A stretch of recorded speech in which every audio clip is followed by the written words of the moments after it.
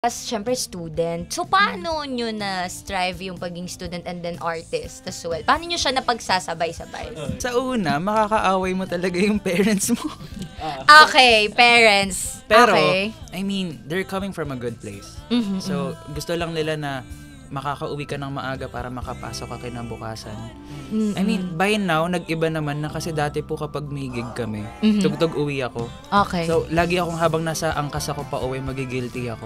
Na, Kasi? Iniwan ko yung mga kabanda ko. So strict yung parents mo. Dati po. Okay, pero ngayon? Strict pa rin. Nagkaroon na lang kayo ng deal, no? Parang mas naintindihan na po nila na kung bakit ko ginagawa to. And mas na-appreciate nila kasi mas nakilala na rin po nila yung bandmates ko. So parang, sige, kasama mo naman si Vince, si Save, si Rick. Basta umuwi ka.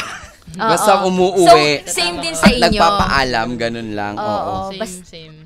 Basta wag niyong pabayaan yung pag-aaral niyo. Yes. Okay,